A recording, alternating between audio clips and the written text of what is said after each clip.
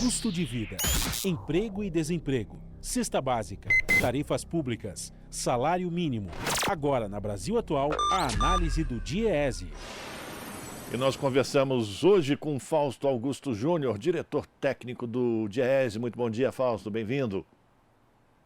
Bom dia, Rafael. Bom dia a todos. Obrigado pela tua participação mais uma vez. Fausto, após o golpe contra a presidenta Dilma Rousseff, foram 7 anos de falta de diálogo e achatamento salarial para os servidores públicos. Agora, um pouco mais de 45 dias de instalação de uma mesa permanente de negociação, o governo e representantes do funcionalismo conseguiram viabilizar um primeiro acordo salarial. Na última sexta-feira foi assinado um acordo que prevê reajuste linear de 9% para os servidores federais a partir do mês de maio.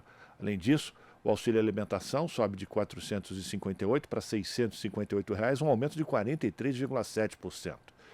Para o acordo ter validade, ele ainda precisa ser aprovado pelo Congresso Nacional até o fim do mês de abril.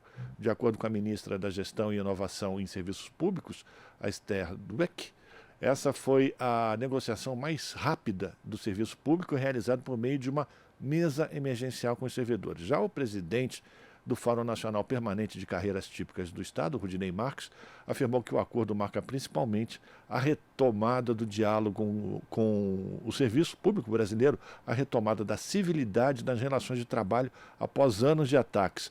Sua avaliação desse acordo, essa velocidade. O que faltava era diálogo, né, Fausto, para a gente chegar num acordo entre trabalhadores e o governo numa negociação salarial. É a avaliação que você faz também?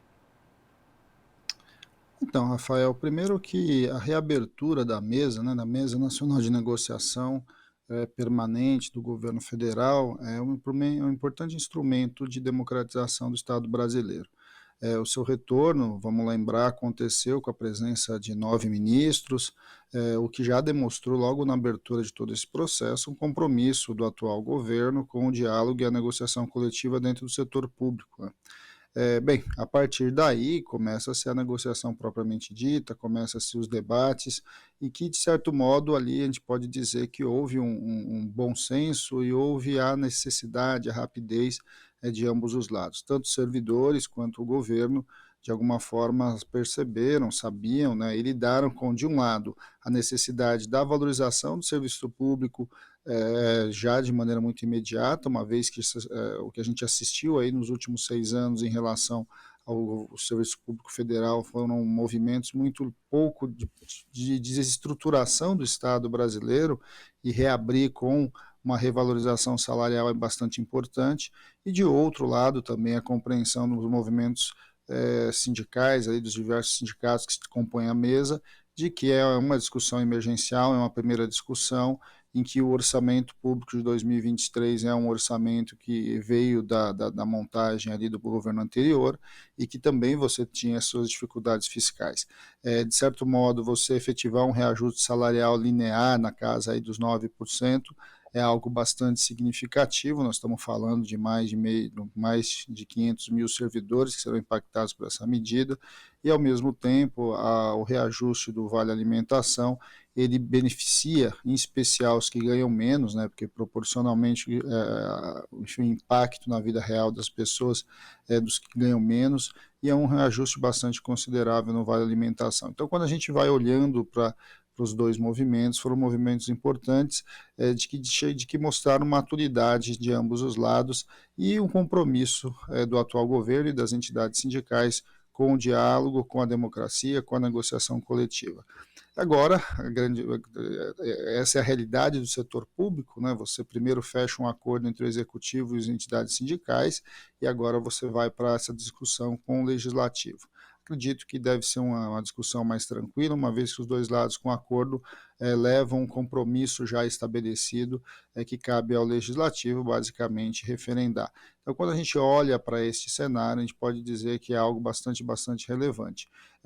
Mas isso é só o começo, né, Rafael? Eu acho que agora a grande discussão é como que a gente avança, de um lado, na regulação da negociação coletiva para o setor público, para as três esferas, ou seja, para a União, Estados e municípios, como é que você garante que a Convenção 51 da OIT, né, que dá o direito, que regula o direito à negociação, que o Brasil já ratificou, possa de fato avançar não só na mesa nacional federal, mas avance também para estados e municípios. O diálogo é o principal caminho para as relações de trabalho. A negociação coletiva é um instrumento fundamental das relações democráticas de trabalho e que a gente espera que esse exemplo que está começando ali, está retornando no governo federal, ele possa orientar as ações dos estados e dos municípios e que, de alguma forma, a gente caminhe para um novo patamar das relações de trabalho no servidor público no Brasil como um todo. É sempre bom lembrar que é o servidor público que faz chegar para a população os direitos sociais, né? O servidor público é a mão do Estado ali que opera, que garante e que realiza os direitos sociais no Brasil, e num país que é tão carente e que precisa muito, muito desse serviço, precisa muito, muito que o seu direito seja respeitado. E é sempre importante a gente lembrar também, né, Fausto, que durante muitos anos a mídia corporativa, enfim, todos aqueles defensores do Estado mínimo, tentavam passar a imagem de que servidores públicos, principalmente os federais, eram marajás, que ganhavam muito dinheiro, eram muito bem remunerados e trabalhavam muito pouco. Mas a realidade é bem diferente, né? Então, Rafael, acho que essa é uma questão que a discussão da PEC 32 ajudou a gente começar a esclarecer, né? A gente vai vendo, primeiro, que a grande maioria dos servidores públicos é servidores públicos municipais. A sua renda chega em mais de 50% dos servidores espalhados pelo Brasil, não chega a 4 salários mínimos. Uma grande maioria dos servidores muito próximo, aí não chega a acima de 70%, não chega a 10 salários mínimos. Então, quando a gente fala de super salário, nós estamos falando aí de um percentual muito, muito pequeno, e principalmente alocado em alguns setores específicos aí da administração pública, principalmente judiciário, algumas carreiras típicas de Estado, como se diz tanto, né? A gente não gosta muito do conceito de carreira típica de Estado, porque, na verdade, todo servidor público é, de certo modo, o agente do Estado e o agente fundamental para fazer chegar de novo o direito social nas pessoas. Quando a gente olha para esse debate do servidor público, é um debate que a gente precisa enxergar o que aconteceu para a gente poder melhor valorizar. A gente tem visto agora, enfim, a autuação aí e a libertação de um conjunto de trabalhadores em condição análogos à escravidão, e isso só é possível quando a fiscalização, quando o servidor público chega e fiscaliza. A gente está vendo o que se descobriu com relação ali enfim, ali na Amazônia, nas terras Yanomamis, o que o garimpo fez com aquela população e com o meio ambiente, e como é que você consegue efetivar as ações ali de proteção, as ações de cuidado, as ações têm a ver com o servidor público, tem a ver com a fiscalização, tem a ver com a polícia, tem a ver com o conjunto das ações do Estado que vai chegando, né, com a saúde e assim por diante. Nós assistimos recentemente aí a recolocação, né, de novo, a reimplementação do programa Mais Médicos. E o que é o programa Mais Médico? É você conseguir levar os médicos para os diferentes rincões do nosso país, levar o médico para quem precisa.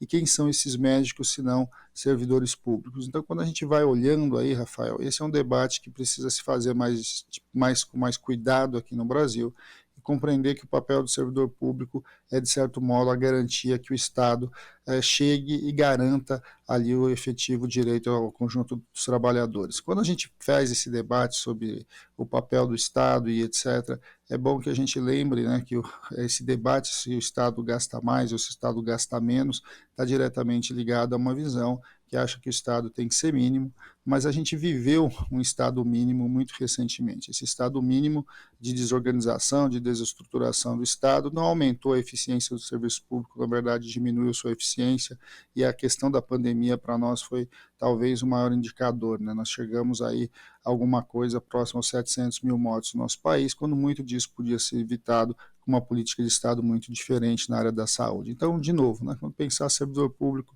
de alguma forma, é pensar a estruturação do Estado, é pensar a garantia que o Brasil possa e deva construir aí um corpo, né, de trabalhadores a serviço da população, que tenha remuneração decente, que tenha condições de trabalho decente e que possa fazer chegar os direitos sociais com bastante eficiência nos mais diferentes lugares do nosso país.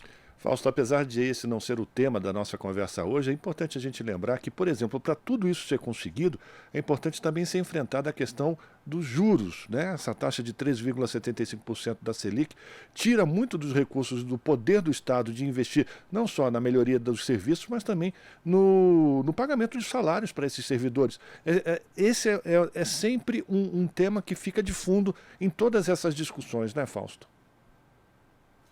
Então, como a gente fala, Rafael, quando a gente opera a discussão do orçamento público, a gente está sempre olhando a partir dos gastos, né? Então, a gente tem duas variáveis aí, quando a gente olha para o gasto que precisam ser olhadas. Uma delas é a questão dos juros e a outra é a questão da eficiência do Estado como um todo. É óbvio que quando a gente está falando em garantir melhores condições de trabalho, melhores remunerações e melhores serviços, a gente está falando de eficiência do Estado. Então, o Estado precisa, sim, implementar as melhores políticas, as melhores tecnologias para que isso possa, de certo modo, melhorar o papel que o Estado desempenha para a sociedade. É um custo, né? E esse custo ele é pago pelos nossos impostos. A outra questão é como é que se divide esse bolo do orçamento. O orçamento ele é dividido entre os gastos sociais, os gastos de Estado e os gastos vinculados ali ao gasto do serviço da nossa dívida. E quando a gente vai olhar para o serviço da nossa dívida, a gente vai ver o tamanho que isso significa. Nós estamos falando de mais de R$500 bilhão, num orçamento que, na prática, é um orçamento de cerca de 3 trilhões de reais. É bastante recurso, mas se a gente olhar o montante gasto com juros é bastante grande. Agora, é importante também, Rafael, a gente olhar o lado da receita, porque é quem paga imposto no nosso país. Porque quando a gente fala em viabilizar recursos, nós estamos falando em transferência, né? Se alguém paga imposto, que depois se transforma em serviços do Estado.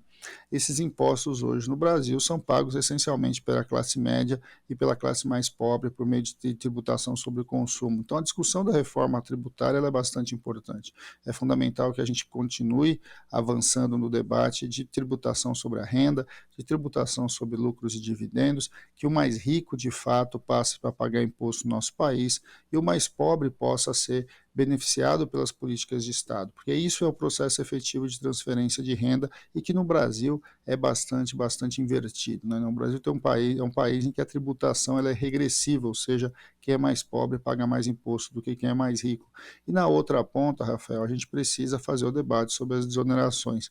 Se por um lado em gastos tributários, gastos com juros são quase R$500 bilhão aí de reais, a gente está falando em quase R$1 trilhão de reais, cerca de 900 bilhões de reais, são efetivados ali, não entram nos cofres públicos por desonerações. Essas desonerações precisam ser rediscutidas, né? Elas precisam de fato desonerar aquilo que é estratégico e que faz parte do acordo entre a sociedade e o Estado, e não desonerar distintamente ou simplesmente vinculados a grupos específicos e de interesse ali econômico. Quando a gente olha para esse debate, então, de juros de um lado e desonerações do outro, a gente está falando em alguma coisa próxima a 1,5 trilhão de reais que precisam entrar em debate na nossa sociedade. E aí, quando se faz a discussão do Estado, redução do Estado e etc., poucas vezes se discute juros, se discute desonerações, ou seja, aqueles que não pagam imposto no nosso país e que deveriam estar pagando. Então a gente tem um debate tributário bastante importante, a questão da reforma tributária está no Congresso Nacional,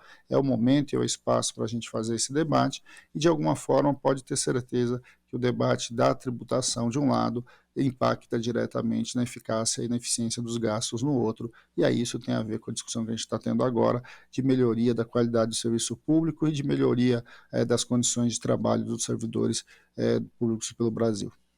Agradecer a participação de Fausto Augusto Júnior, diretor técnico do Diese, fazendo aqui uma avaliação, uma análise do acordo firmado entre governo e servidores públicos federais, um reajuste linear de 9% e também um reajuste do auxílio alimentação desses servidores, a importância desse processo de negociação entre Estado e funcionalismo, a retomada do diálogo. Fausto, muito obrigado pela tua participação, um abração para você, a gente continua em contato e vai se falar mais vezes ao longo da semana. Abraço. Um grande abraço, Rafael, e boa semana a todos. Conversamos com Fausto Augusto Júnior, aqui no jornal Brasil Atual. Estamos apresentando Jornal Brasil Atual. As notícias que os outros não dão.